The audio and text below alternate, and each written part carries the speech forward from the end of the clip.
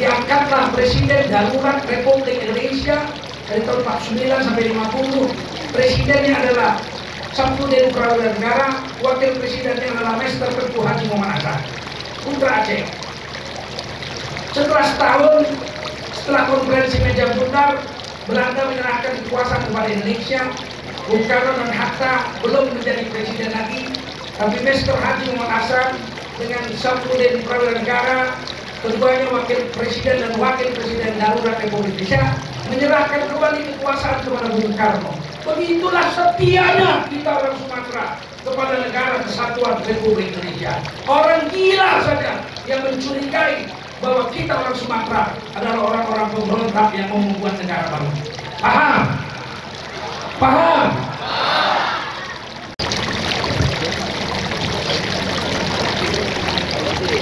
Assalamualaikum warahmatullahi wabarakatuh. Hamdan wa syukran lillah wa salatan wa salaman ala rasulillah wa ala alihi wa sahbihi wa mawalah. Allahumma salli wa sallim ala hadha nabiyil karim sayyidina wa nabiyyina wa habibina wa maulana Muhammadin wa ala alihi wa sahbihi ajma'in. Amma ba'du, qala Allah ta'ala fi kitabihil karim, a'udzu billahi minasy syaithanir rajim. Bismillahirrahmanirrahim. Alladzina amanu wa hajaru wa jahadu fi sabilillahi bi amwalihim wa anfusihim. Walladzina jahadu fi sabilihi walladzina jahadu alladzina amanu wa hajaru wa jahadu fi sabilillahi bi amwalihim wa anfusihim wajahadu fi sabilillahi bi amwalihim wa anfusihim a'zamu darajatan 'indallah wa ulaika humul faizun. Qala Rasulullah sallallahu alaihi wasallam, man kharaja fi talabil ilmi fahuwa fi sabilillahi hatta yarji. Begitu Rasul bersabda, siapa keluar untuk mendapatkan ilmu, orang itu adalah orang yang berjihad fi sabilillah sampai dia kembali ke tempatnya. Mudah-mudahan kita semua mendapatkan pahala jihad dari Allah SWT. Amin. Sadaqallahul azim wa sadaqa rasuluhun nabiyul karim wa nahnu ala dhalika minasy syahidin wasyakirin walhamdulillahi rabbil alamin. Para ulama, tuan-tuan guru, abu dan tuku-tuku yang berhadir, khususnya saudara-saudara seperguruan kami, murid-murid dari Abu Tumin, murid-murid dari Abu Hanafi, ada putra beliau hadir malam ini bersama kita, murid-murid dari Abu Dawud. Semoga Allah SWT merahmati ulama-ulama kita ini. Tentu daripada Abu Sulaiman,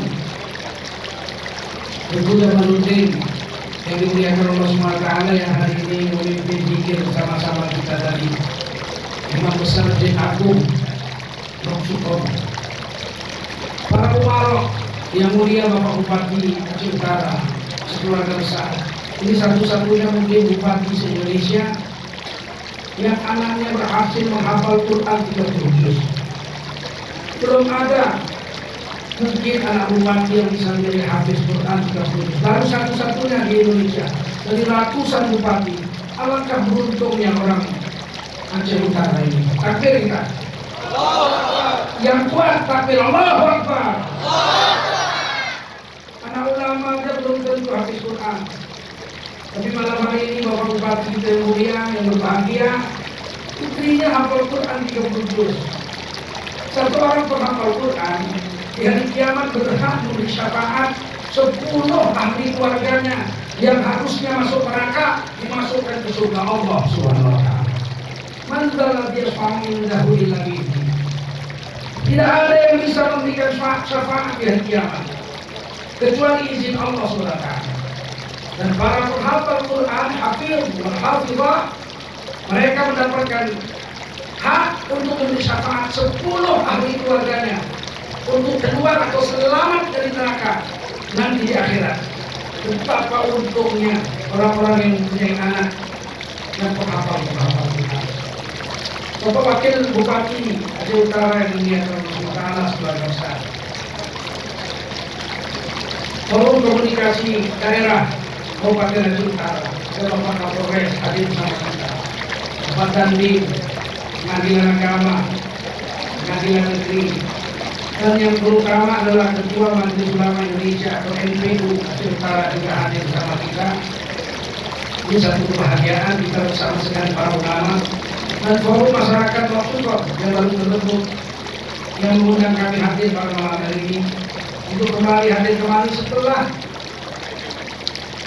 tahun 2000 terakhir saya tidak lagi dakwah.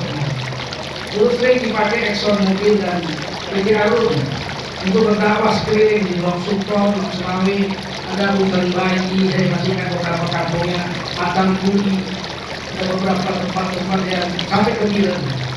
Tapi setelah tahun 2000 saya definitif tinggal di Jakarta dan Exxon Mobil juga semakin berkurang kekuatannya di Aceh, maka kemudian kami berhenti dakwah di Aceh Utara. Bapak Ibu, para pemuda, ada FPI dan seluruh ormas yang hadir yang dimuliakan Allah SWT. Wajiblah kita bersyukur pada Allah SWT.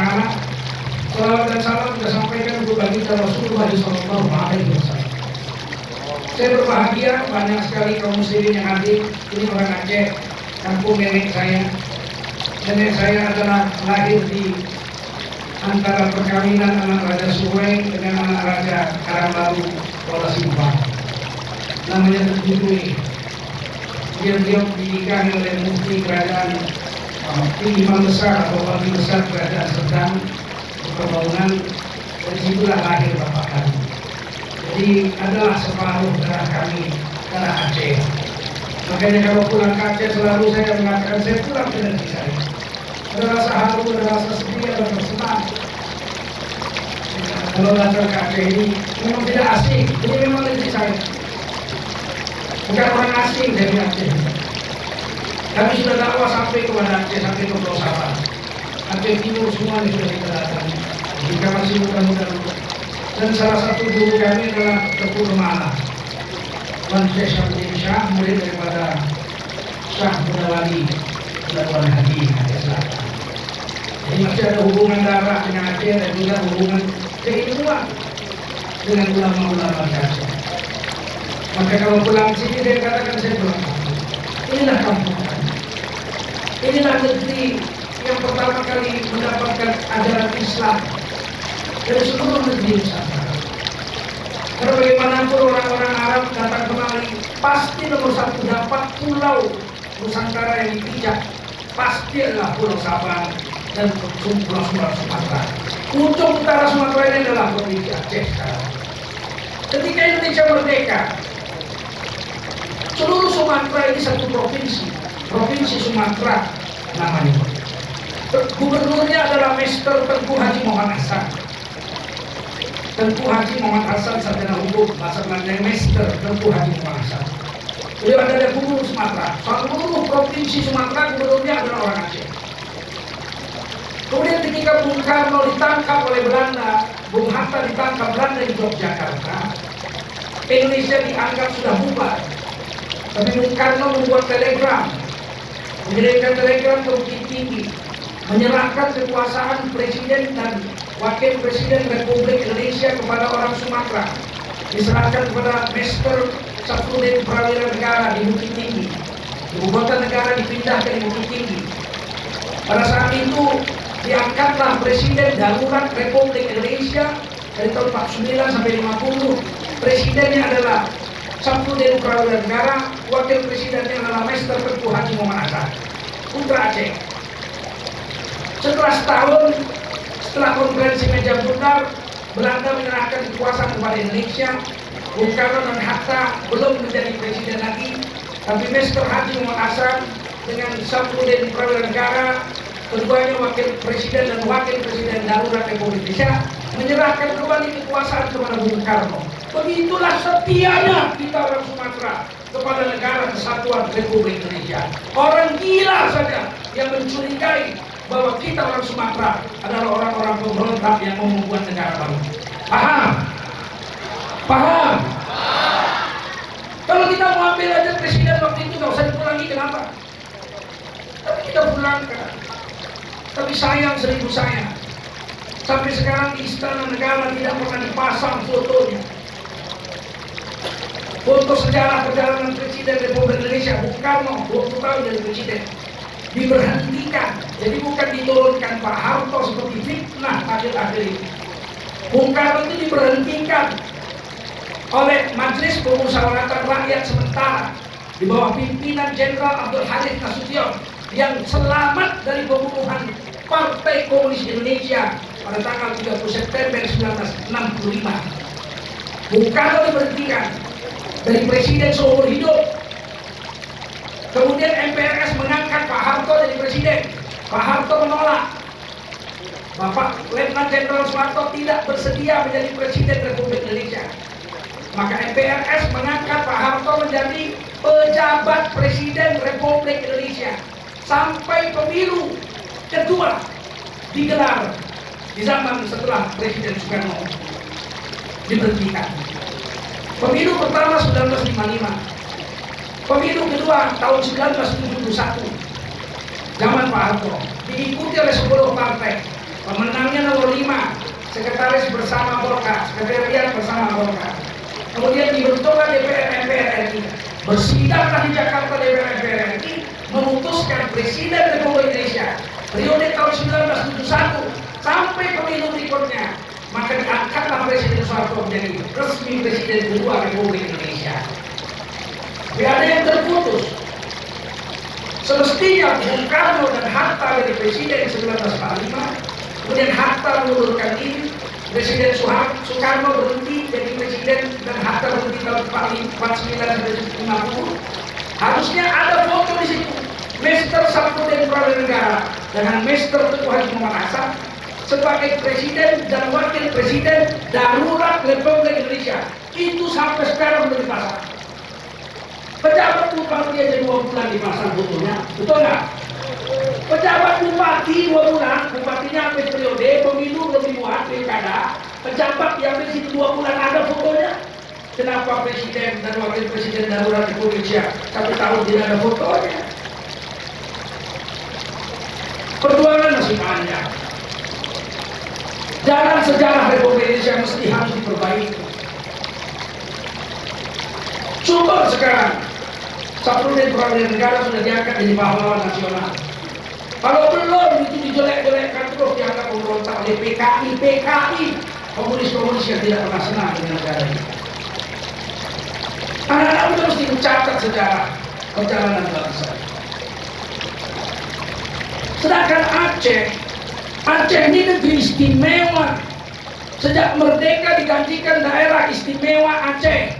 Istimewanya adalah istimewa agama. Sedangkan daerah istimewa Yogyakarta sejak merdeka dijanjikan sebagai daerah istimewa. Daerah istimewa Yogyakarta adalah daerah istimewa kebudayaan Jawa. Gubernurnya adalah Sultan Hamengkubuwono, tidak boleh ditukar-tukar. Dan baru terlaksana 10 tahun ini. Sedangkan Aceh dijanjikan daerah istimewa agama, itu baru terjadi setelah perjanjian Helsinki. Jauh sekali dari kemerdekaan Indonesia yang dijanjikan pada tahun 1945 dahulu. Nah, bapak-bapak saudara khususnya generasi muda, sebelum Indonesia merdeka 1945, Aceh ini adalah kerajaan Islam pertama di seluruh negeri Nusantara. Bahkan sampai ke Kamboja, Singapura, Malaysia, Brunei Darussalam, kerajaan Islam pertama di seluruh negeri Nusantara ini adalah kerajaan Aceh. Menurut kitab Rihlah Ibnu Battuta, beliau sampai ke negeri Samudra, kemudian dijamu makan oleh Raja Samudra, kemudian dibawa sholat Jumat jalan kaki. Sholat Jumatnya memakai madhab Imam Asy-Syafi'i rahimahullah ta'ala. Kemudian pulang sholat Jumat naik gajah, kemudian diberi makan di istana, dijamu dengan lezat-lezatnya. Maka Raja Samudra itu berada di Aceh Utara ini. Nama rajanya adalah Malikul Thohir. Beliau adalah raja kedua daripada kerajaan Samudra. Petualang dunia Ibnu Battuta dalam Rihlah Battuta menuliskan dengan jelas ada sebuah kerajaan Islam di kerajaan Samudra. Maksudnya dia adalah kerajaan Samudra. Setelah kemudian berkembang, Samudra kawin dengan Raja Pasai. Pasai juga negara Islam. Maka kemudian jadilah kerajaan Samudra Pasai. Raja pertama di negeri Nusantara ini adalah anak pribumi sini, namanya Merah Siru. Setelah Merah Siru memeluk agama Islam, Khalifah Islam yang di Mekah mengirimkan surat pengangkatan resmi Raja Nusantara, pemangku agama di negeri Nusantara ini. Nama beliau diganti menjadi Malikus Soleh. Malik Raja, As-Soleh Raja yang soleh. Ini adalah nama Khalifah Islam waktu itu di Mekah. Sedangkan kerajaan Turki Osmania belum pun lahir sama sekali. Jadi kita ini sudah tahun 1200-an sudah punya kerajaan Islam di sini. Sedangkan Belanda, penjajah Belanda baru berhasil menaklukkan Aceh pada tahun 1905 dengan syahidnya Tengku Umar, Johan Pahlawan di ujung Kalak. Itu pun masih perlawanan berlanjut, dilanjutkan oleh istri beliau, nenek kita Cunyadi, sampai 1907. 1907 Cunyadi ditangkap Belanda. Nenek kita Cunyadi dibawa ke tempat pembuatan tahu Sumedang. Di sana dibuatkan rumah di depan halaman rumah lurah Sumedang. Saat itu beliau sudah buta, mata beliau tidak bisa lagi melihat dengan baik. Orang Sumedang tidak ditahu siapa perempuan ini yang memakai ijazah awak ini. Ibu dan nenek kita Cunyadi pakai ijazah awak, menutup aurat dengan sempurna. Kain hitam yang ditutupkan di kepala dan ditutupkan ke belakang sampai hanya nampak matanya saja. Di dalam tahanan rumah di depan lurah Sumedang itu, beliau menolak makanan yang diberi oleh penjajah Belanda, najis. Beliau diberi baju baru karena baju beliau sudah rusak. Beliau katakan, dari mana nih baju? Dari penjajah Belanda. Dia buang, najis, tidak mau. Satu hari anak lurah Sumedang belajar membaca Al-Quran dengan ibunya di dalam rumah besar. Sedangkan nenek kita Cunyadi mendengarkan bacaan Quran itu dari rumah beliau yang kecil di depan halaman rumah. Tiba-tiba nenek kita Cunyadi menjerit kuat-kuat, salah, salah. Dia perbaiki kesalahan anak itu membaca.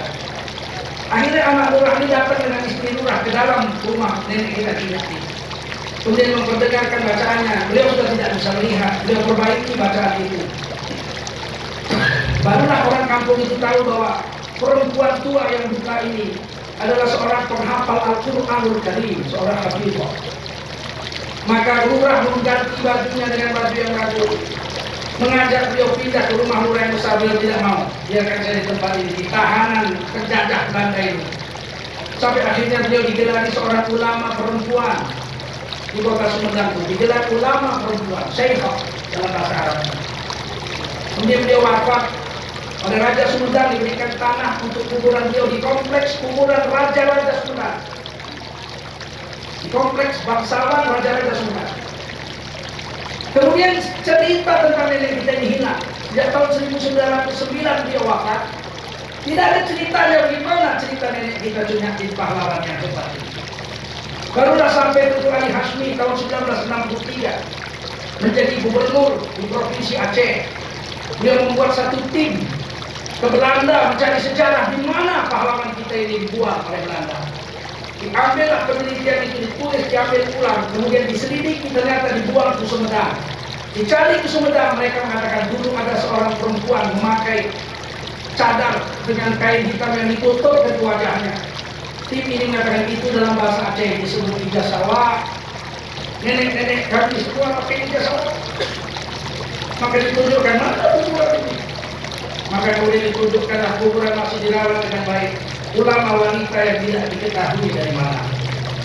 Barulah dipugar kuburan itu dengan kayu jati dan diletakkanlah sebuah syair tentang kepahlawanan nenek kita Cunyak Didi oleh Gubernur Provinsi Aceh waktu itu Bapak Tengku Ali Hashim.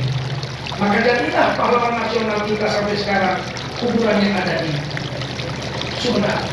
Kita bukan orang-orang kaleng-kaleng, kita orang Aceh ini. Praktis kita dijajah Belanda itu hanya dari 1907 sampai 1945. Itu pun hanya di kota-kota, di kampung-kampung nggak bisa.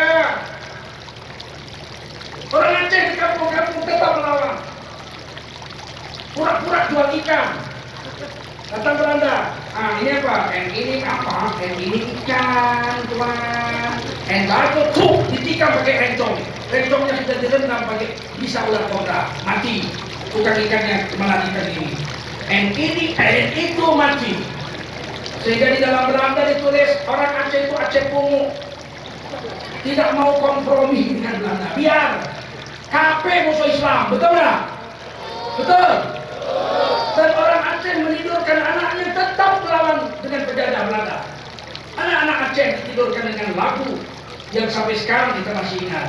La ilaha illallah kafir musuh Islam.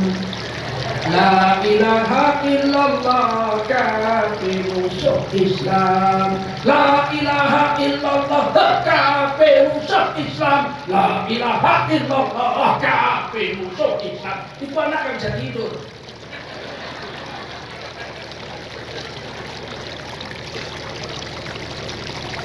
Islam sudah masuk ke Indonesia abad ke-13 tahun 1200-an.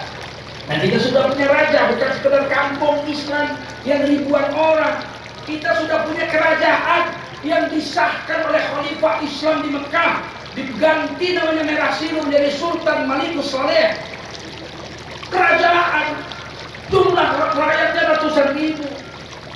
Belanda baru masuk sini 1907.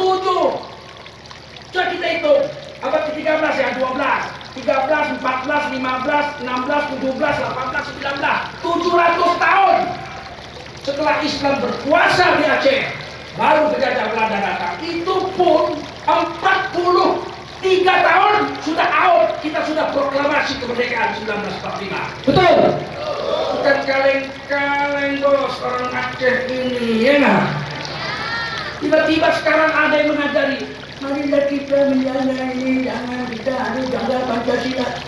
Kau bahasa Indonesia aja belum lurus, mau ajar-ajar di kami, betul nggak?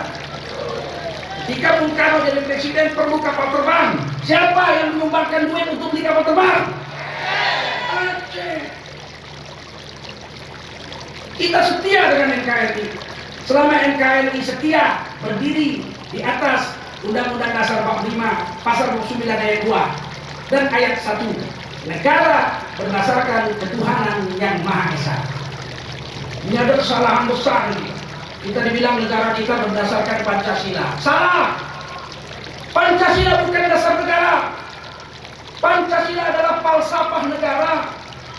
Pancasila itu cara pandang negara, bahwa negara kita ini wajib berketuhanan yang Maha Esa. Gak boleh ada PKI, ateis, komunis di Indonesia. Betul? Itu falsafah negara, bukan dasar negara. Bahwa negara Indonesia ini wajib berkemanusiaan yang adil dan beradab. Betul? Adil itu bahasa Arab, adab itu bahasa Arab, manusia itu bahasa Arab. Tiga-tiganya manusia yang adil dan beradab adalah bahasa Arab. Tiba-tiba PKI bilang kita harus adil. Adilnya cara apa? Cara Islam apa cara PKI? Karena PKI dia bilang apa? Adil itu sama rata sama rasa. Ini adil PKI. Adil Islam itu serasi dan seimbang. Tidak mesti sama rata sama rasa. Kalau adil PKI yang banyak yang sedikit sama dapatnya, itu tidak adil. Adil dalam Islam itu kan bahasa Arab, betul nggak? Apa bahasa Arabnya? Bahasa Acehnya adil, coba apa? Bahasa Acehnya adil apa? Adil. Bahasa Bataknya, Bak. Kamu kapuk bolon, sian dia tu kamu. Au, sian kamu dia au. Ahal bahasa Bataknya adil. Bahasa Bataknya adil on, adil. Bahasa Bataknya adil apa? Adil. Luparan karo, kayak bahasa karona adil, Pak. Bahasa karona adil, adil. Nggak ada bahasa Indonesia yang adil. 700 bahasa dari Aceh sampai Papua bahasa daerah. Tidak ada satu pun bahasa daerah Indonesia yang sama artinya dengan adil. Makanya adil itu yang bisa mengerti hanya orang Islam. Tiba-tiba PKI bilang sama rata sama rasa.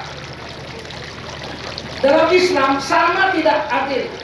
Ibu, Bu, ada orang istrinya 2. Bukan saya 1. Ada orang istrinya 2. Istri pertama anaknya 5. Istri kedua gadis belum punya anak, dikawini. Dikasihnya belanja. Yang pertama anaknya 5 dikasihnya belanja 6 juta sebulan. Yang kedua belum punya anak dikasihnya 6 juta sebulan juga. Sama kan? Sama. Adil ya? Tidak, sama itu tidak adil. Ada orang anaknya 3, yang satu sudah kuliah di kedokteran. Kalau kuliah pagi pulangnya malam, naik sepeda motor. Yang kedua SMA, perginya pagi pulangnya siang, naik angkutan kota. Yang satu lagi masih sekolah TK, perginya pagi diantar, pulangnya jam 11, dijemput sama ibunya. Anak yang pertama TK dikasih jajan 1.000 satu hari. Yang SMA dikasih jajan 5.000 sehari. Yang kedokteran dikasih jajan 50.000 sehari. Sama apa tidak?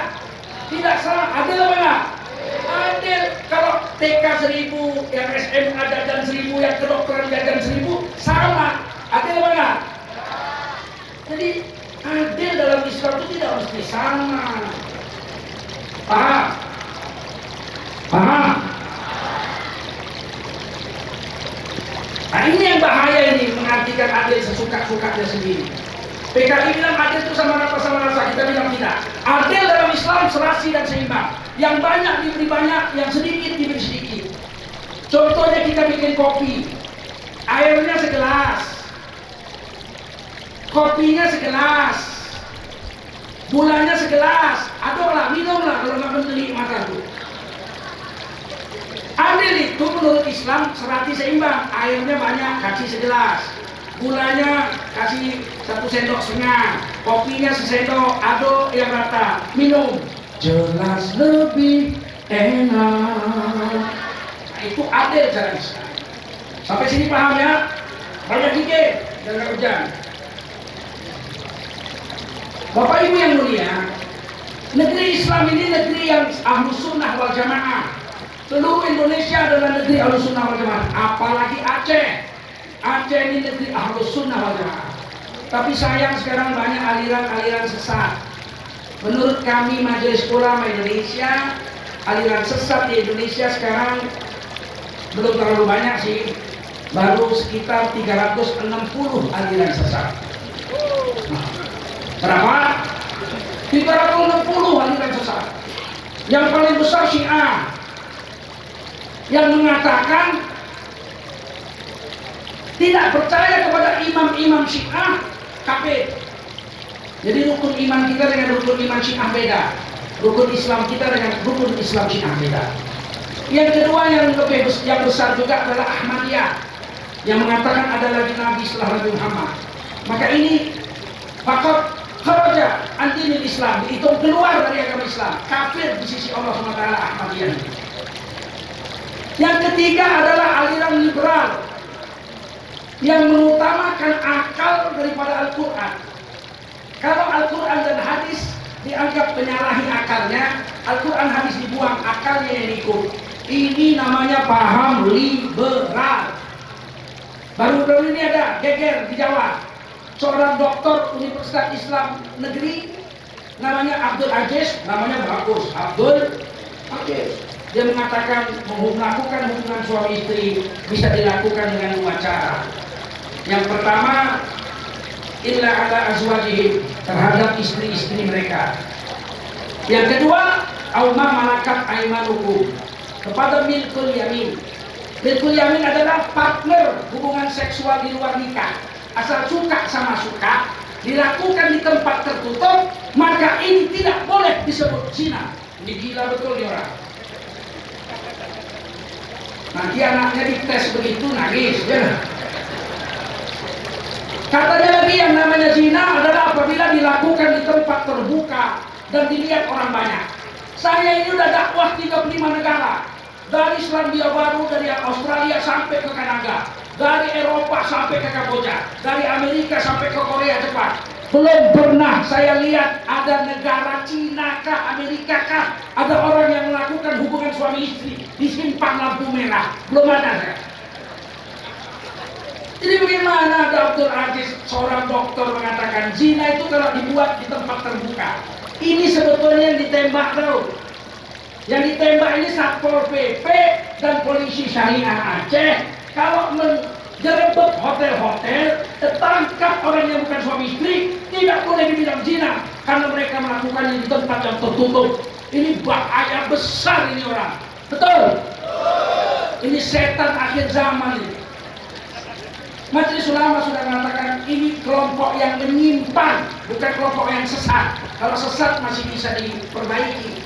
Ini kelompok yang menyimpang. Menyimpang itu harus diamputasi, dipotong, dibuang sampai hari kiamat, tidak boleh lagi ini orang diperbaiki. Begitu yang menyimpang namanya. Paham? Mau melakukan hubungan seksual sama pacar? Mau? Ini namanya liberal.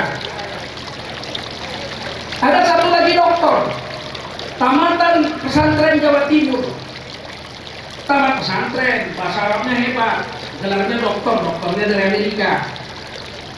Pada hari raya Idul Adha menulis di Twitter, satu hari raya Idul Adha, puluhan ribu hewan-hewan disembelih. Satu perbuatan yang kejam dan tidak manusiawi. Waduh, lebih baik duitnya dikumpul saja, disedekahkan sama orang-orang miskin. Ini orang tamat pesantren. Di seluruh pesantren se-Indonesia, kitab fikih yang wajib dibaca adalah kitab fikih Kifayatul Ahyar, terutama di Jawa. Di dalam kitab fikih Kifayatul Ahyar itu disebut dalam kitab kurban, al-udhiyah ma yudhibu, apa-apa yang disembelih ma yudhibu minan na'am, daripada hewan ternak berkaki 4, takriban ilallahi ta'ala, dalam rangka mendekatkan diri kepada Allah, yaumal aid wa ayyamat tasyrik, pada hari raya Idul Adha dan 3 hari tasyrik, menyembelih.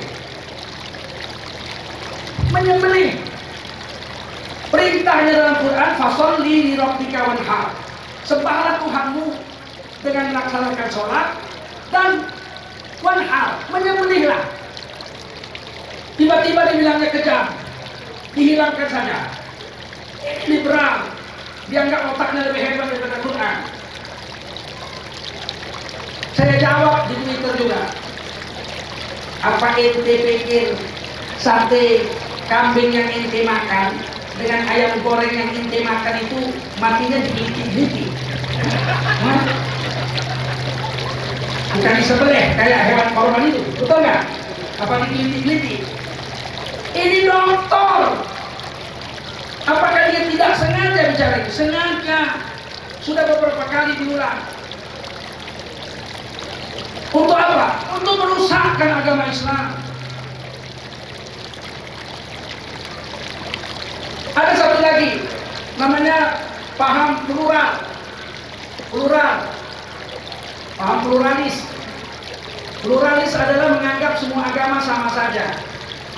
Sekarang kalau kita menganggap agama kita paling hebat, paling betul, kita bisa dianggap pemecah belah NKRI.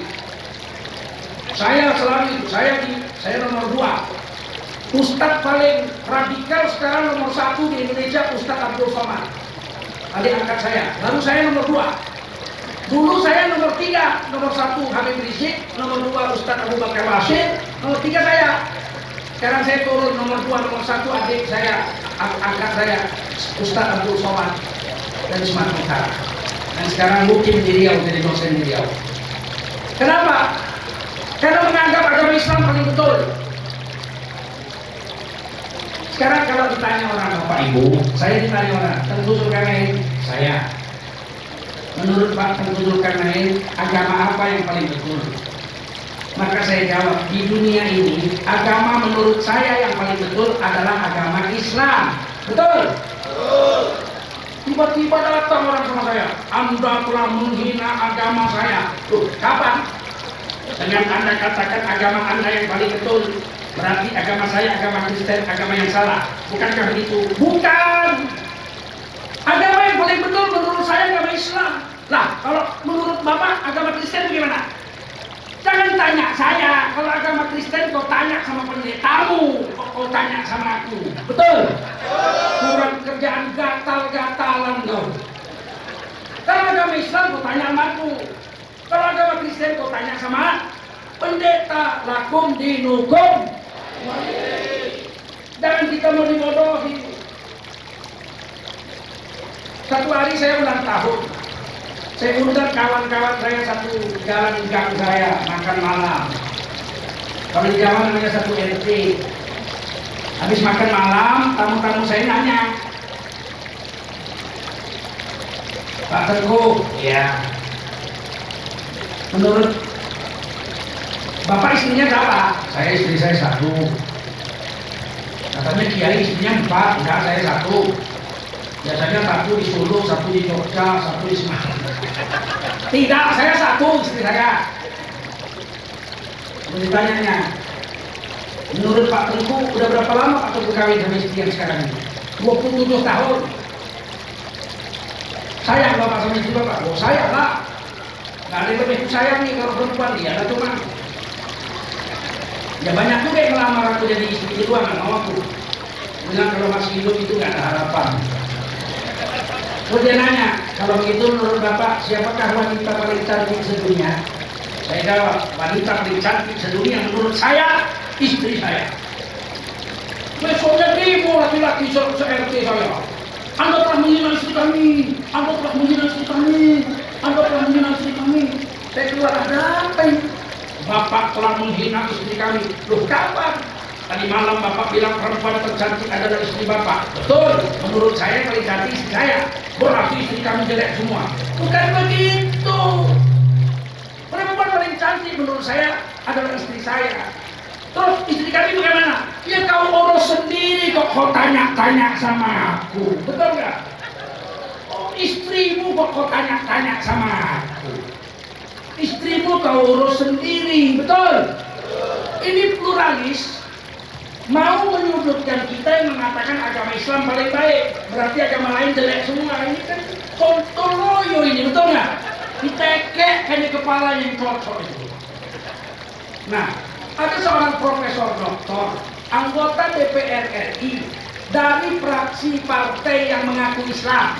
Dia ngomong di TV, diwawancarai dia bilang begini, semua agama itu sama saja. Nah, ini ciri-ciri pluralis. Semua agama itu sama saja. Asal umat beragama beramal soleh, maka berbuat baik, maka nanti di akhirat semua umat manusia dari agama apapun akan masuk ke dalam surga. Siapa yang berbuat baik akan semuanya masuk surga, apapun agamanya, apapun agamanya.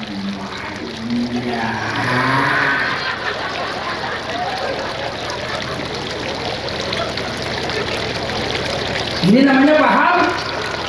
Kita bahaya ini, bahaya. Kita wajib mengatakan inna dina indallahil Islam. Agama yang paling baik adalah agama Islam. Agama lain lakum dinukum waliyadin, kita gak urus. Apakah orang Islam tidak toleransi? Kita toleransi. Orang Aceh hampir 100% Islam. Betul. Islam kami Islam Ahlus Sunnah wal Jamaah. Apakah agama selain Islam diganggu? Tidak. Mana buktinya? Di Banda Aceh ada gereja Katolik sudah berdiri 80 tahun. Betul nggak? Betul. Ketika penjajah Belanda pergi, kita nggak hancurkan gerejanya, kita nggak ambil jadi masjid, kita biarkan aja, kita kembalikan. Nah, cari-cari, urus, kamu urus sendiri, kami urus masjid kami, kamu urus gereja kamu. Betul nggak? Baik nggak orang Islam? Baik nggak? Hei, baik nggak? Di Medan, Kerajaan Delhi, Gubernur Belanda membuat kantor gubernur di Jalan Sudirman sekarang namanya. Di depan kantor gubernur mereka buat gereja Belanda. Cantik, beton dari kayu jati, di dalamnya kayu jati semua, cantik sekali. Tahun 1945 Belanda angkat kaki dari Indonesia. Gereja itu diambil kembali oleh Sultan Delhi. Sultan Delhi tidak potong itu, gergaji itu dia punya salib, dijadikan masjid pas menghadap kiblat, pas persis menghadap kiblat. Tidak. Sultan Delhi memanggil orang-orang yang dibawa Belanda ke Kristen-Kristen yang menjadi tentara-tentara Belanda, Kenil, dan amtenar kerani-kerani Belanda, orang-orang Ambon. Kata Sultan Delhi itu gereja Belanda. Sekarang Belanda sudah angkat kaki, kamu Kristen-Kristen ambil itu gereja. Maka gereja itu berubah namanya dari gereja Belanda menjadi gereja Ambon. Sampai sekarang masih ada gereja Ambon.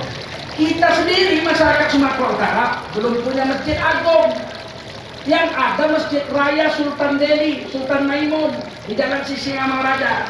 Pada tahun 1973 dibentuklah panitia pembangunan Masjid Agung Medan. Dibebaskan tanah, ada rumah besar di samping kantor gubernur Jalan Diponegoro. Setelah dibebaskan dibangunlah Masjid Agung dengan uang hasil kumpul-kumpul seluruh masyarakat Kota Medan. Tepat di depannya gereja Ambon itu. Sampai sekarang tidak pernah dibongkar tuh gereja Ambon. Sekarang saya tanya, orang Islam baik apa jahat?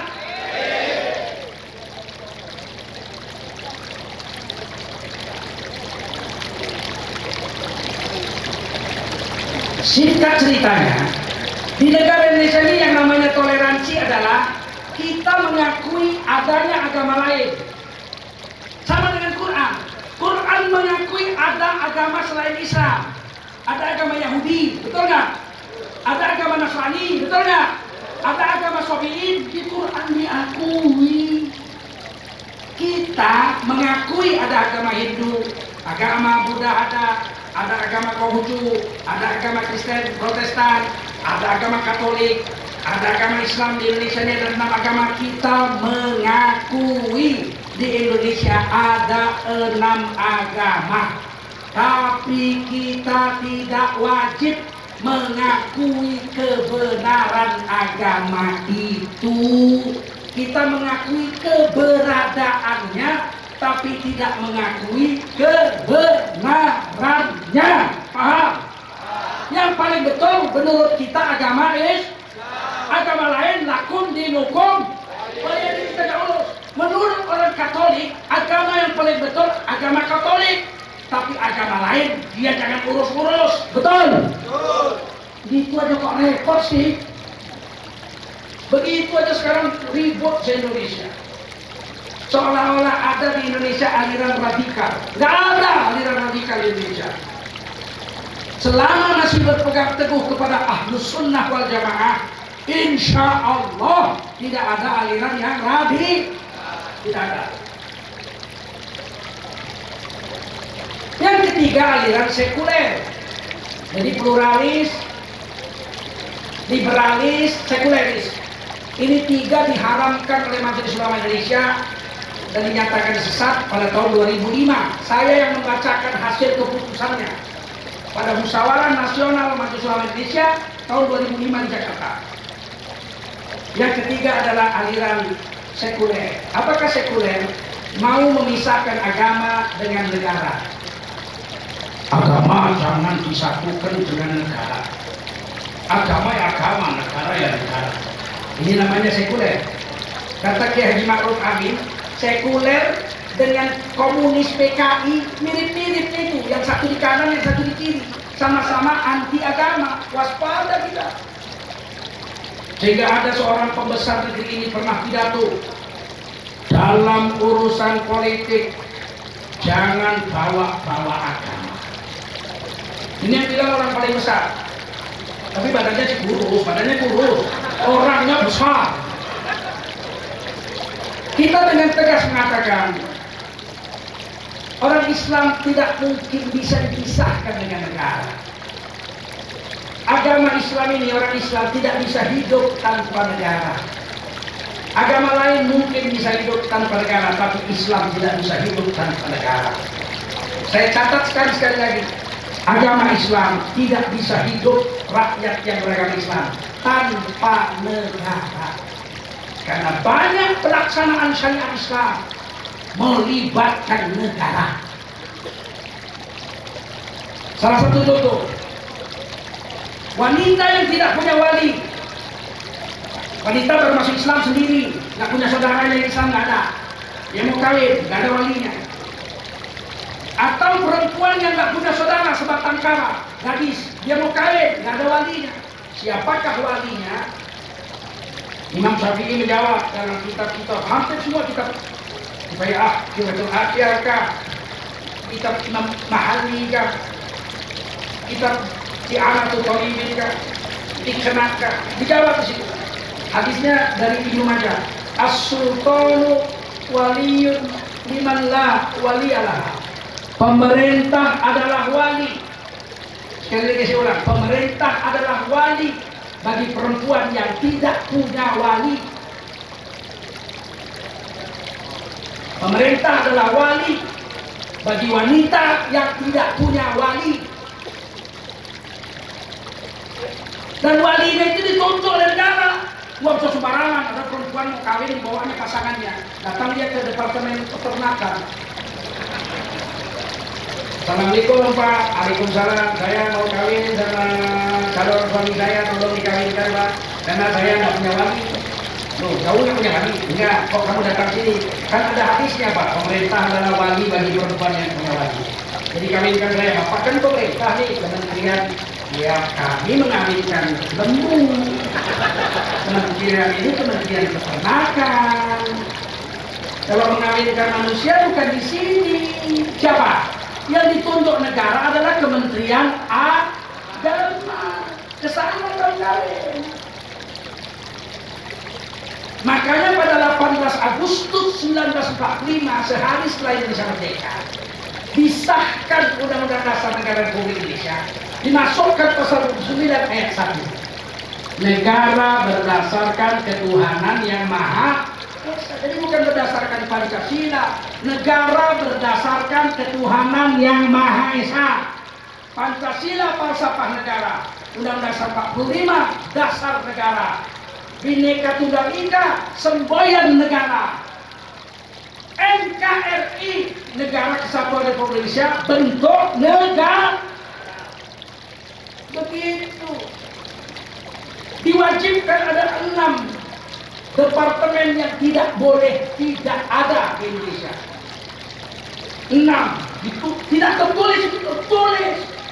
Ada 6 departemen yang wajib ada di Indonesia. Pertama, Departemen Pertahanan, itu wajib ada. Yang kedua, Departemen Kesehatan, wajib ada. Yang ketiga, Departemen Pendidikan, itu wajib ada. Yang keempat adalah Departemen Dalam Negeri, itu wajib ada. Yang kelima adalah Departemen Luar Negeri, itu wajib ada. Satu lagi yang keenam, wajib ada Departemen Agama. Makanya waktu Eva Sundari 6 tahun yang lalu, pas Pak Jokowi baru menang, dia ngomong di koran-koran, di TV, di medsos, tim suksesnya Pak Jokowi dan Eva Sundari orang Bali. Dia bilang begini, setelah Pak Jokowi menang, Departemen Agama akan dihapuskan dari Indonesia dan akan diganti menjadi Departemen Haji dan Wakaf. Langsung saya bicara di koran-koran juga. Kalau Departemen Agama dihapuskan, maka Tengku Zulkarnain dan seluruh murid-muridnya akan mengepung Istana Negara sampai dikembalikan. Kawan saya, polisi saya dengan saya, dia telepon saya, Bang, nanti abang ditangkap. Bukan ditangkap saya, mana bisa ditangkap. Abang mau ngepung istana. Ngepung istana boleh, yang nggak boleh menduduki Istana Negara. Kalau cuma ngepung baca-baca Yasin sebulan itu boleh, ya? Jadi kemudian atau 2 hari kemudian Pak Jokowi ngomong, siapa yang kepingin menghapuskan Departemen Agama? Nggak ada, itu nggak ada. Ada Eva Sundari. Oh nggak ada. Ada Eva Sundari orangnya. Ya Pak Jokowi bilang nggak ada. Ya udah nggak ada. Kalau Departemen Agama dihapus, ini perempuan-perempuan mau kawin kemana? Gimana? Kita beda dengan agama lain, maka dibuatlah di Indonesia ada Departemen Agama. Di Malaysia nggak ada, di Singapura nggak ada, di Brunei nggak ada Departemen Agama. Menteri Agama itu di Indonesia. Di Saudi nggak ada Menteri Agama. Kementerian Agama untuk mengurus orang Islam saja. Awalnya itu untuk orang Islam saja. Di Aceh namanya Jawatan Agama. Jangan dipisah, Jawatan Agama nggak boleh. Itu satu kata, Jawatan Agama, Kementerian Agama.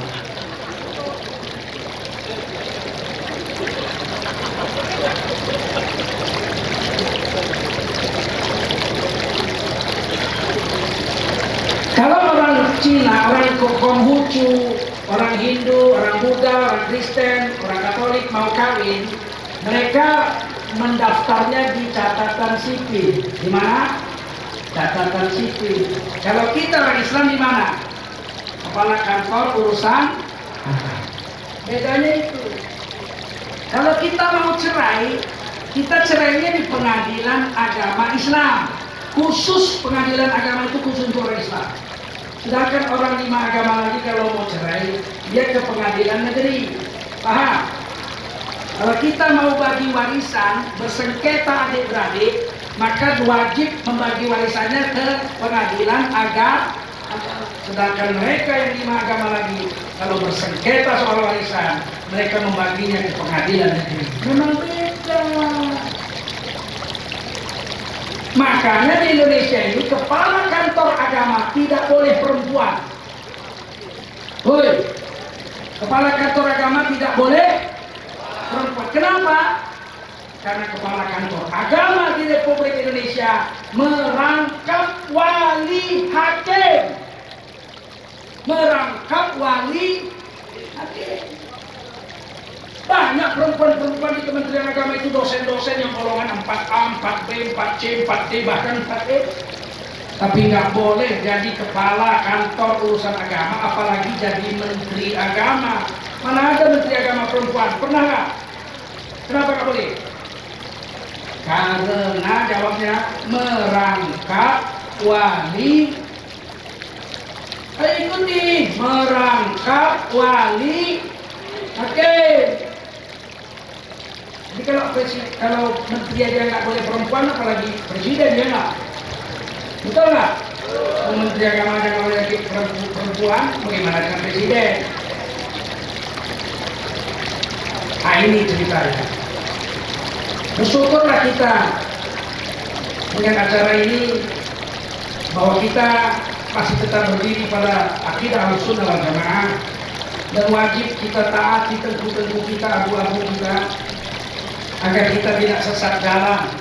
Yang terakhir satu lagi, dia tidak sekuler, tidak pluralis, tidak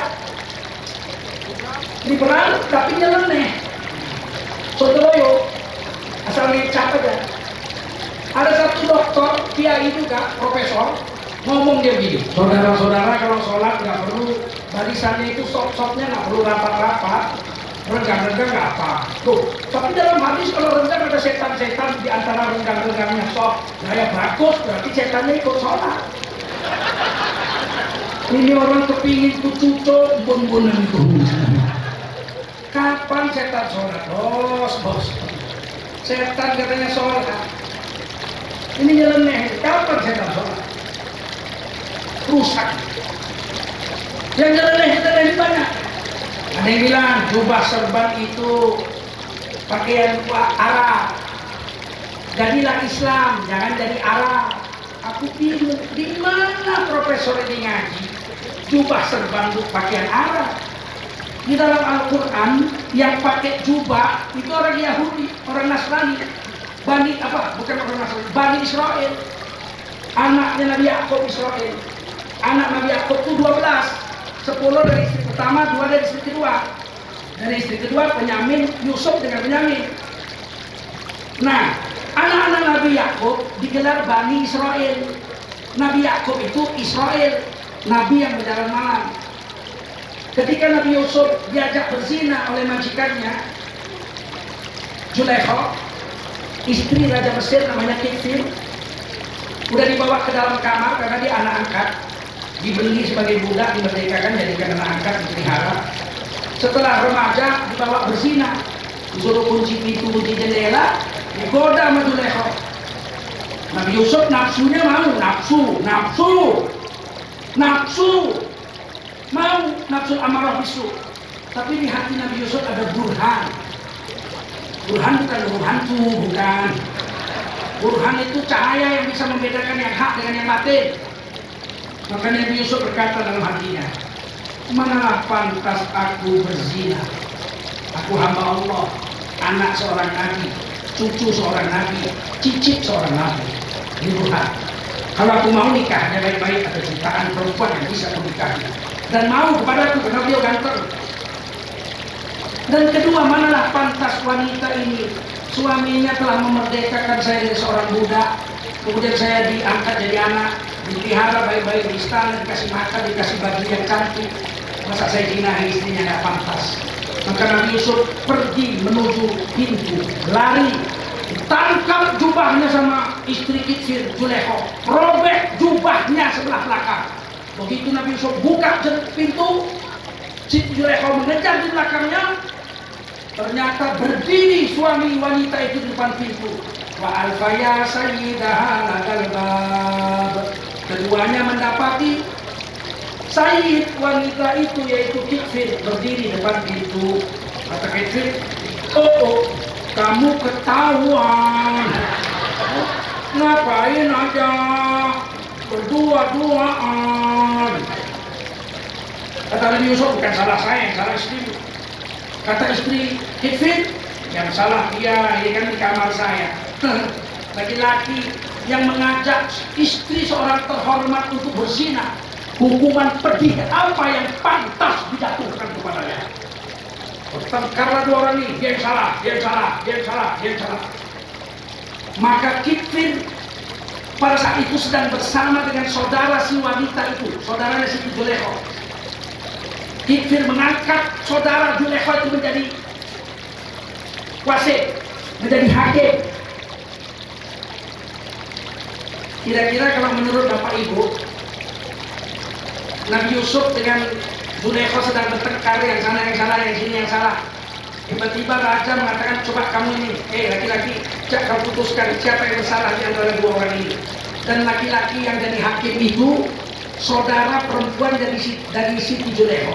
Kira-kira laki-laki itu memihak Siti Zulaikha atau memihak Nabi Yusuf? Zulaikha ya? Berarti kalian sama dengan KPU.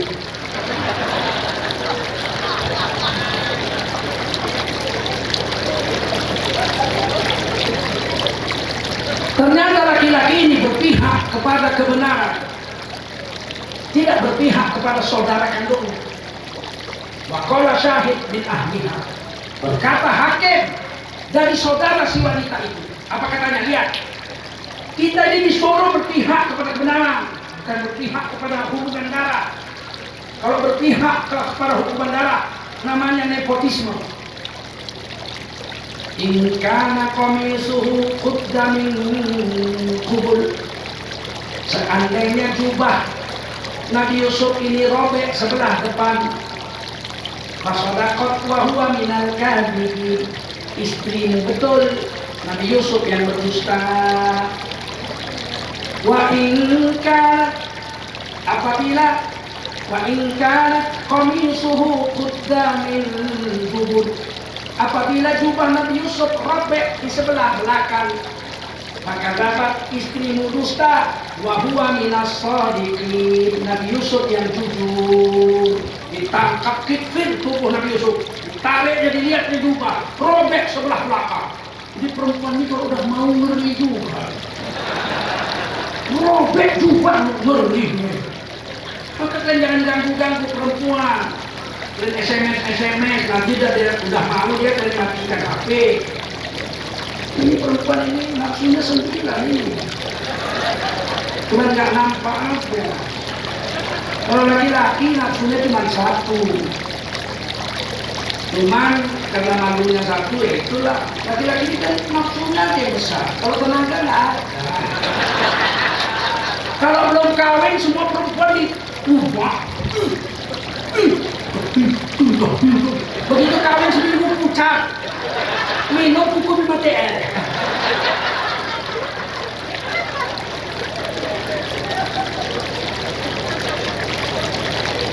Apa kata Kitfir? Begitu dilihat yang robek jubah sebelah belakang, kata Kitfir, hebat kau nak. Begitulah cantiknya istriku, macam gitar listrik. Digodanya kau bisa lolos kau. Hebat kali kau. Udahlah, jadi aja. Anggap aja cerita ini nggak ada. Takut juga raja sama bini rumahnya. Sudah dia mati. Nggak dihukum istrinya. Pokoknya Nabi Yusuf dia dimana. Nah ini apa yang kita ambil kisah. Nabi Yusuf pakai jubah robek sebelah belakang. Padahal Nabi Yusuf bukan orang Arab.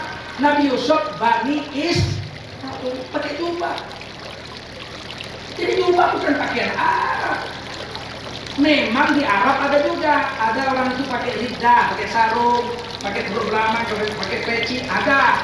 Dalam hadis riwayat Azan, Umar bin Khattab menyeret lidahnya untuk menceritakan mimpi tentang azan, tapi keduluan oleh Abdullah bin Said. Menyeret lidahnya, dia pakai sarung, tidak pakai jubah. Tapi Rasulullah dari begitu banyak model baju yang ada di Mekah, ada baju Parsi, ada baju Romawi, ada baju Ethiopia, Afrika, ada baju Yaman, ada baju Gifar. Yang diambil Nabi karena ahabu thiyab ila Rasulullah SAW al-qamis, baju yang banyak model, yang satu diambil Nabi untuk dipakai Nabi adalah jubah al-qamis. Maka menjadi sunnah lagi jubah, karena dipilih Nabi dalam hadis Tirmidzi. Ketika saya pulang ke Cina, ibu saya Cina, kan mataku sipit. Walaupun saya Cina, saya tidak pro Cina. Cina yang serakah harus dibasmi, betul nggak? Maka begitu saya sampai di Cina, ternyata foto nenek-nenek, kakek-kakek kami semua pakai jubah. Kalau begitu jubah bukan pakaian Arab. Bahwa bapak pernah nggak nonton film Jet Li? Tendangan tanpa bayangan.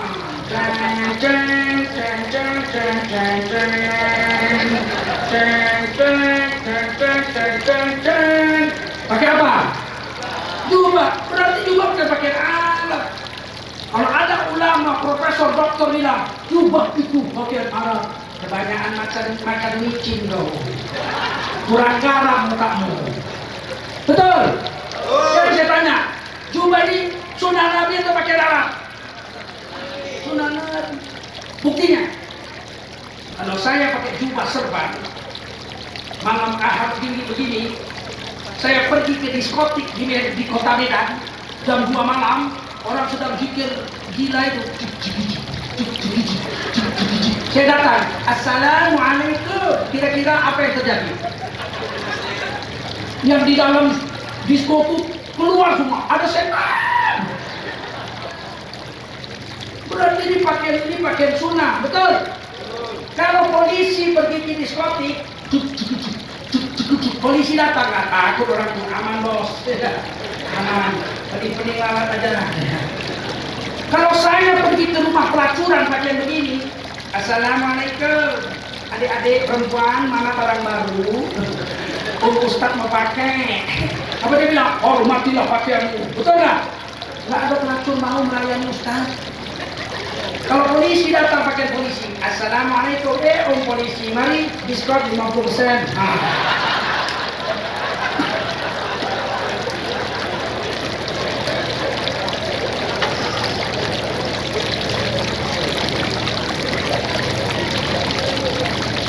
Baik, sekarang saya mau tanya ibu-ibu, ini berkat zikir, nggak ada diucap kan?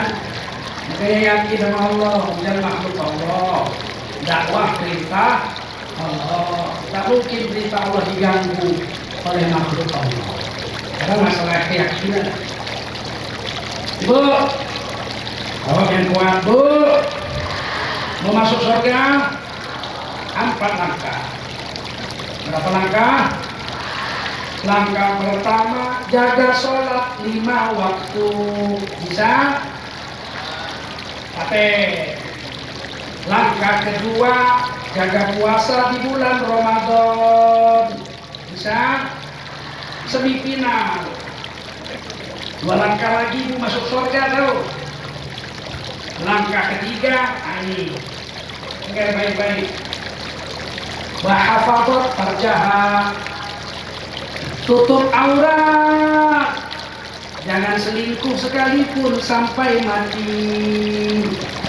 Bisa? Tutup aurat wanita dalam Quran hanya 2. Berapa? 1 kerudung. Ditulis di surah An-Nur 31. Wa yadribna bi khumurihin ala juyubihin. Wajiblah wanita menutup auratnya dengan kerudung. Illa ma dhahara minha, boleh nampak wajah dan telapak tangannya saja. Tetapi kerudungnya itu panjang sampai dadanya. Jadi yang nampak wajah ini namanya pakai kerudung. Bahasa Arabnya khimar, jamaknya khumur.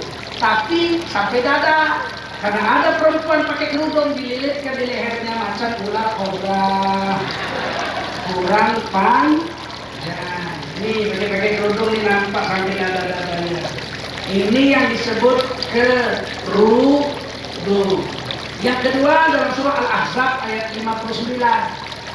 Ya ayyuhan nabi qul li azwajika wa banatika wa nisa'il mu'minin yudnina 'alaihinna min jalabibihin. Hai Nabi, perintahkan istri-istrimu dan seluruh anak perempuanmu dan seluruh wanita orang beriman sampai hari kiamat, wajiblah mereka menutup seluruh tubuh mereka dengan jilbab-jilbab mereka. Al-Quran Kementerian Agama terjemahannya atau tafsirnya yang 12 jilid, di situ ditulis jilbab adalah sejenis baju kurung yang longgar yang dapat menutup kepala, muka dan dada. Ibu-ibu ikut semua. Kepala, pegang kepalanya. Kepala, muka dan dada. Apa namanya itu? Jilbab. Bahasa Indonesia apa itu? Menutup kepala, muka dan dada. Apa bahasa Indonesia-nya? Cadar atau niqab. Jadi ibu boleh pilih 2, nampak wajah, kerudung, tutup wajah, cadar, jilbab. Dua-duanya ada di Quran.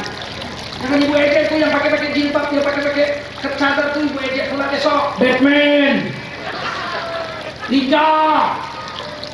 Dia mengamalkan Al-Ahzab 59. Ibu mengamalkan An-Nur 31. Imam Suyuti mengatakan cadar wajib bagi wanita mukminat. Imam Nawawi dalam Majmu' Syarhul Muhadzab mengatakan sunnah pakai cadar. Kalau begitu, cadar itu ada di Quran, ada di hadis. Cuman pendapatnya khilaf. Ada yang bilang wajib, ada yang bilang sunnah dalam mazhab Syafi'i. Yang jelas menutup aurat wanita hanya dua. Nampak wajah namanya pakai kerudung, tutup wajah namanya pakai jil. Mairama salah ngarang lagu. Kerudung menutup wajah, keliru. Kerudung nampak wajah. Mairama ngarang lagu tahu? Judul lagu kerudung putih.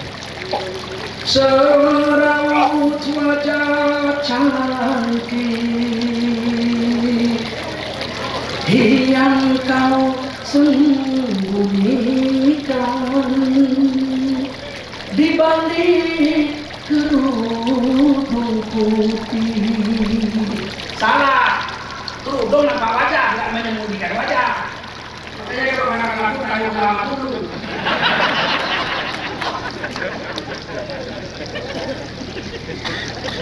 Saya keduanya salah. Di balik kerudung wajahmu bersembunyi.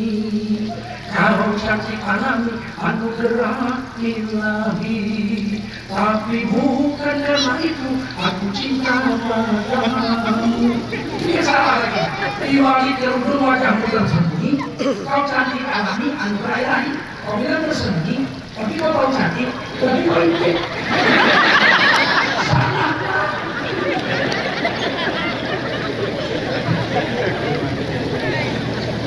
Karena ditanya, ibu mau masuk surga? Tutup aurat, betul? Sedia? Kan bagus dipakai kerudung, kayak cimpak, dipakai cara dulu. Takutnya ngaji aja pakai gini. Besok beli sayur, pakai baju tidur. Sayur, gemuk takut sayur. Siap tutup aurat? Jangan selingkuh sekalipun sampai mati. Jangan selingkuh atau kamarnya. Sini tidak boleh. Tidak boleh. Ojek perempuan naik perempuan, ojek laki-laki boleh juga laki-laki. Saya pernah terpaksa naik ojek namanya RBT, Rakyat Banding. Saya baru kawin. Naik bus kami ke rumah famili, ada famili yang sakit, famili istri. Sampai pinggir jalan, masuk ke dalam harus naik RBT, namanya sekarang ojek. Saya bilang sama tukang ojek itu, dua, senang sekali. Siap bos, saya dengan kawan saya itu. Bos naik sama kawan saya, istri bos sama saya. Udah enak di kepalaku kau. Kau sama-sama tukang ojek, ojekmu aku yang bawa sama istriku. Itu kepala dari jalan kalau begitu. Enak aja awak yang bayar mahar, dia yang beri 70 kali.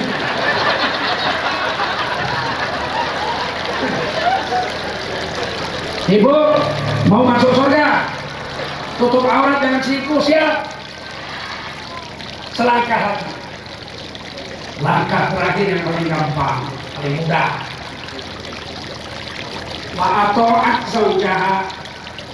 Perempuan masuk surga yang keempat, taat sama suami, tidak pernah melawan sekalipun sampai mati.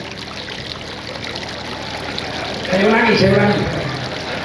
Taat pada suami, tidak pernah melawan sekalipun sampai mati. Siap?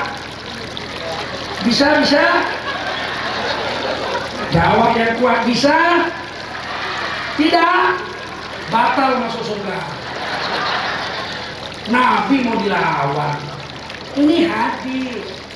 Perempuan masuk surga kalau sholat 5 waktu, kalau puasa Ramadan, kalau menutup aurat tidak selingkuh. Yang keempat, kalau taat pada suami. Sekarang ditanya sekali lagi yang tegas. Coba tunjuk tangan. Siapa yang selama perkawinan belum pernah sekalipun melawan suaminya?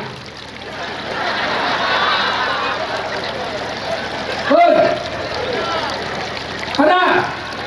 Nggak ada? Berarti kalian ahli neraka jahanam semuanya. Bahaya ini perempuan Roksukon ini. Menyesal, Bu. Nanti pulang minta maaf sama suami mau. Cium tangannya mau. Pernah cium tangan suami? Berapa kali setahun? Sekali setahun. Idul Fitri, sisa orang sekampung udah salaman sama orang sekampung, mamai batin, pergi ke Lokmawi, pergi ke Pidem, pergi sama pulang. Begitu sampai rumah jam 10 malam, sampai kalian bang, udah lagi bang, peringatan bang, aku udah minta maaf, belum.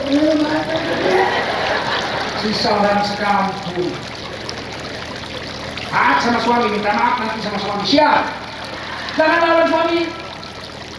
Ada yang nanya, apa kalau suaminya pemabuk, kalau suaminya penjudi, kalau suaminya pencuri, kalau suaminya tukang selingkuh?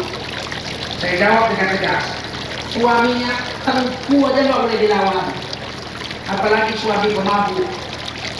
Ditampaknya itu kalau pemabuk dilawan, dia pulang aja udah tengkel, mabuk lagi, mabuk. Begitu masuk rumah itu lawan, masuk kamar, masuk ke kamar mandi, ditampar lepas. Baru dia ikut nangis. Kalau kau lihat merah di pipi, bekas gambar tanganmu, sering kau lakukan bila kau marah, menutupi salahmu. Pulangkan saja, udah umur 65 mau pulang. Ya apalagi yang mau sama ibu. Jangan lawan suami. Senjata perempuan dua. Yang pertama diam. Suami pulang mabuk, diam. Buka pintu, buka pintu. Sediakan makan, sediakan makan. Kenapa dingin? Panaskan. Jangan bicara. Diam. Kenapa dingin? Jam 2 malam, hidung kucing jadi dingin apalagi nasi. Namanya pemabuk. Kenapa dingin? Panaskan. Udah letakkan di meja, duduk kau di sini, duduk. Makan jauh, enggak. Makan, enggak. Makan, enggak. Jadi sudah udah makan, enggak. Nanti sakit kan, biar mati. Itu senjata kedua. Kalau enggak diam nangis, dua saja senjata perempuan. Suami ibu akan bilang, jangan nangis nanti dengan tetangga. Ya. Begitu suami masuk tempat tidur, ibu ambil wudu, bentangkan sajadah dekat tempat tidurnya itu, jangan jauh-jauh. Ibu salat tahajud di sebelah tempat tidur suami pemabuk itu. Allah Akbar.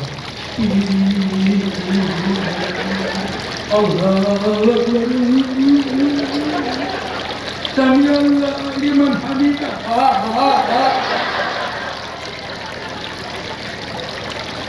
Habis sholat doa, ya Allah,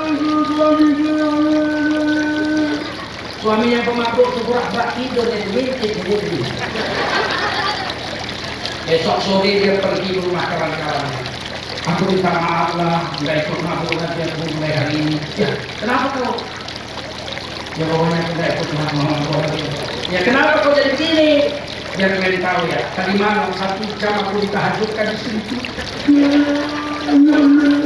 Kalau aku mabuk lagi mati apa ini tahu? Senjata perempuan itu diam, nangis dan bohong. Siap melakukannya. Kalau suami ibu jahat, ibu masak obati hatinya. Kata Allah, la ala bidzikrillah tatma'innul qulub. Ketahui orang ibu dengan zikir, hati menjadi tenang. Ini hati sedang bergolak dengan nafsu bejat. Obati dengan zikir. Ibu kalau masak zikir, Subhanallah, Alhamdulillah, la ilaha illallah, Allahu Akbar, la haula wa la quwwata illa billahil aliyyil azim. Jadi nur zikrullah itu masuk pada makanan. Dimakan anak-anak jadi baik, dimakan suami jadi baik. Istri sekarang nggak mau zikir, masak, menyanyi. Ini bikin sial nih. Aku tak biasa. Apa nggak rusak lagi? Aku tak mau kalau aku dimakan. Bagaimana nggak usah. Memangnya mengapa engkau harus malu? Janganlah kau bimbang ataupun kau ragu. Walaupun kau janda, tetap punya kenteng. Lewat malaikat, amin. Tak pulang lagi, kepincut berjanda. Kalau dinyanyikan istrinya, walaupun kau janda, tetap punya. Lewat suami ke janda. Jike, siap. Obat di hati suami tidak jahat. Begitu selesai sayur, matikan kompor, jangan diangkat sayur. Obat di hatinya dengan diruqyah. Ya Allah, ya Tuhanku, suamiku itu dulu baik, sekarang berjalan. Suka narkoba, mata keranjang, tak pandai cari duit, bukan marah-marah pula. Rokok aja minta. Kalau terlambat dibukakan pintu, ditendangnya pintu. Terlambat disediakan makan, ditampaknya aku. Obatilah hatiku suamiku itu hatinya yang bejat itu obati Allah dengan keberkatan Al-Fatihah. Alhamdulillah.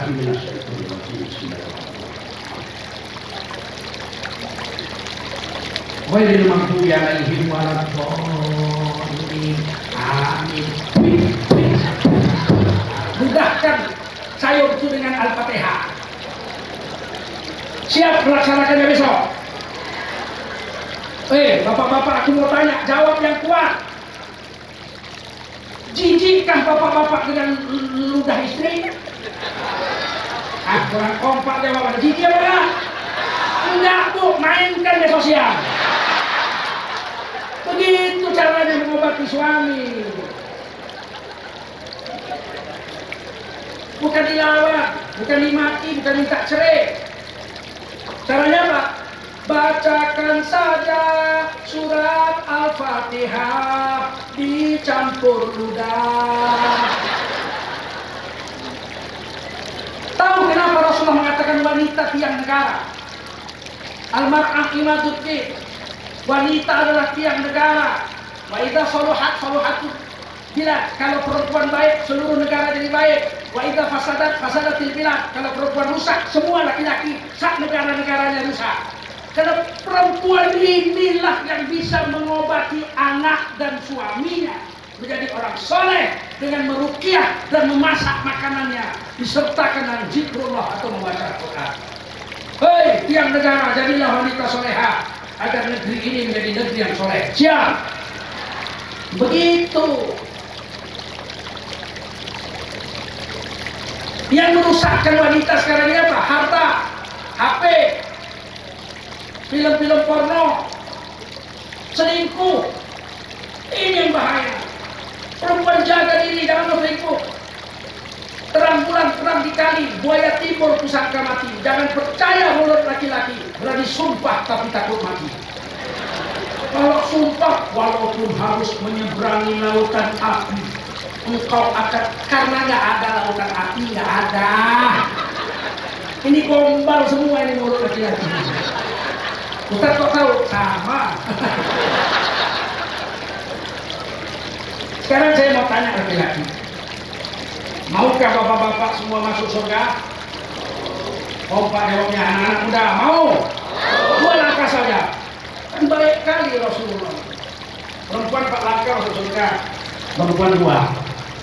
Laki-laki 2 langkah. Kata Sayyidina Ali, laki-laki masuk surga 2 langkah saja.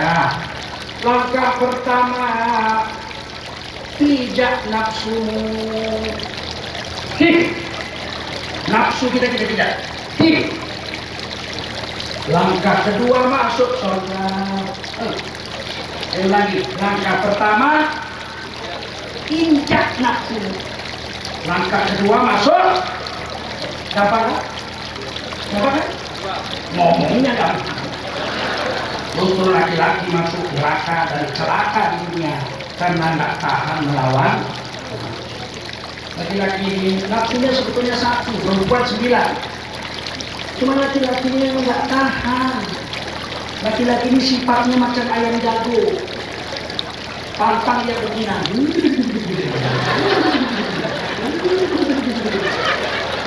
Itulah rusaknya laki-laki. Kalau udah ada betina, laki-laki rela nggak makan.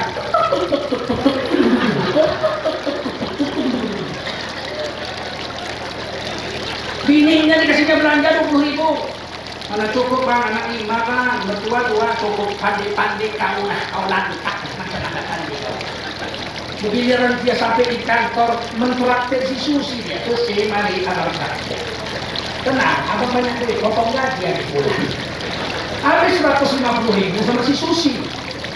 Ini cuma 20.000. Makan terira. Itu giliran malam, dia bilang istrinya ada makanan dia. Numpang pula lagi makan dia sama 20.000. Bininya kurus, kepalanya yang besar macam ikan jari.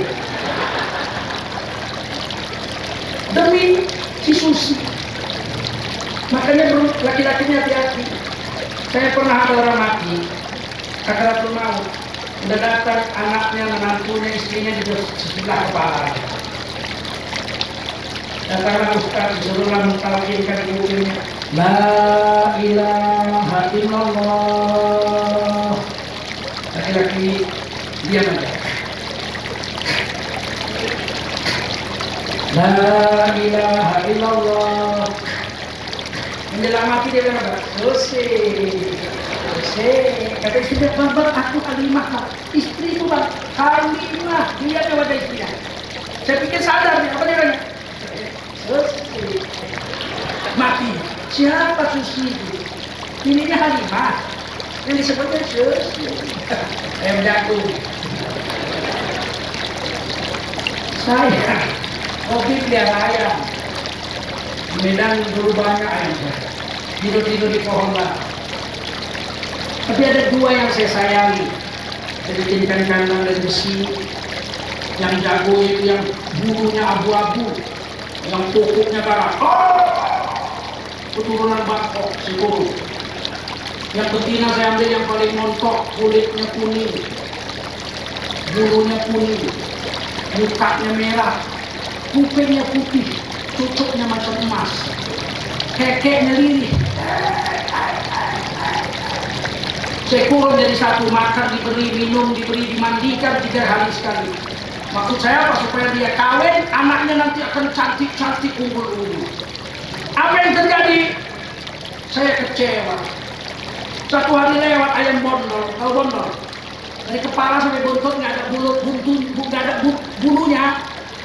Dari kepala sampai buntut tak ada bulunya. Lewat depan kandangnya, digerundungnya juga.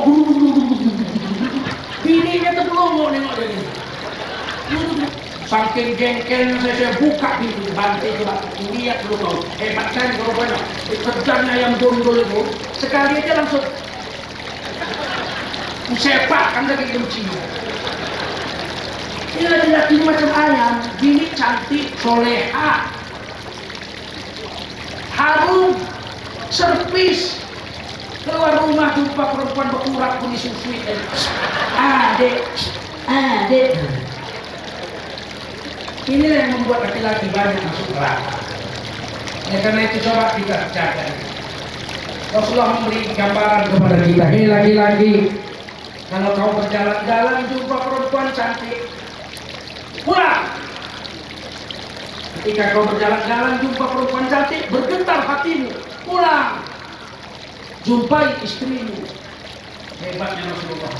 Jika kau berjalan-jalan jumpa perempuan cantik, bergetar hatimu, pulang. Jumpai istrimu. Begitu, karena apa yang ada di sana semua ada sama istrimu. Tidak ada berbeda, bentuknya sama semua. Nggak ada sana membujur, di sini melintang, nggak ada, sama. Kalau kau jumpa perempuan bergetar hatimu, pulang ke rumah, jumpai istrimu. Dan perempuan diingatkan juga sama Rasul, hei wanita, kalau suamimu mau mendatangimu, layanilah suamimu. Kalau kau menolaknya, seluruh malaikat selangit akan melaknatmu sampai kau melayani suamimu. Oleh karena itu kata Nabi, hei perempuan, layanilah suamimu walau di atas kompor sekalipun. Jangan kau tolak suamimu. Siap? Siap Bapak? Hei. Mudah-mudahan suami istri kita di dunia menjadi suami istri di surga. kuat jawabnya. Laki-laki begitu. Pernah laki-laki nanya sama saya, siapa istri saya di surga Ustaz? Menurut Quran surah Yasin, hum wa azwajuhum fi dhilalin 'alal ara'iki muttaqun. Suami istri bapak di surga nanti adalah istri bapak yang di dunia ini juga. Maaf Jan, dia lagi. Tes lagi. Gak ada yang lain Pak Ustaz. Dia lupa perempuan dunia ini kalau bisa masuk surga lebih cantik dari ratunya bidadari. Nisaul Jannah ini di kitab fikih ya. Fathul Mu'in. Nisaul Jannah min nisa'i dunya afdalu min hurimin. Wanita dunia yang bisa masuk surga lebih cantik dari ratunya bidadari. Kalau kita kenangan lihat bidadari di surga 70 tahun, maka kita lihat istri kita di dalam istana surga mangapnya 4.900 tahun. Dipegang ini kita, Bakti, kau siapa? Aku bojomu Mas Wadiem. Loh, gue bilang dunia itu elek, pendek, ponggek, pesek. Lah iya tapi kan surga Mas ora ning wong elek. Nah, aku bojomu Wadiem. Cantik 70 kali daripada cantik dari ratu bidadari. Diberi baju sutra berwarna hijau 70 lapis. Panas dong. Ini surga bukan Loksukor. Tapi begitu dia lihat jantung istrinya 70 lapis baju tembus, dia mampu melihat jantung istrinya berdenyut menyebut nama suaminya. Betul. La yasma'una fiha lagwa wala ta'tima. Di sana tidak ada omong-omong kosong, tidak ada dusta, tidak ada selingkuh, tidak ada dosa di sana. Semua kalimat yang keluar jujur semua. Mudah-mudahan ibu menjadi suami istri di surga dan menjadi suami istri di dalam ridha Allah dunia dan akhirat. Amin. Amin. Siap. Ibu mau suami ibu yang ini juga. Ada yang protes, Pak Ustaz, janganlah Pak Ustaz, 40 tahun ini hajat sekali yang boleh dibikin.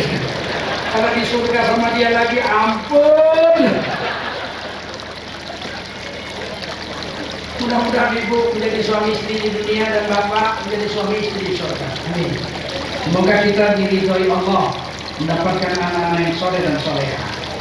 Semoga negeri NKRI segera menjadi negeri yang baldatun, thayyibatun, wa rabbun ghafur. Dan kita disatukan oleh Allah bersama nenek-nenek kita, kakek-kakek moyang kita, cucu kita yang soleh-solehah di dalam surga Allah Subhanahu wa taala. Ala hadhihi niyyah wa ala kulli niyatin salihah wa ila hadratin nabiyina Muhammadin sallallahu alaihi wasallam wa ala alihi wa sahbihi ajma'in. Al-Fatihah.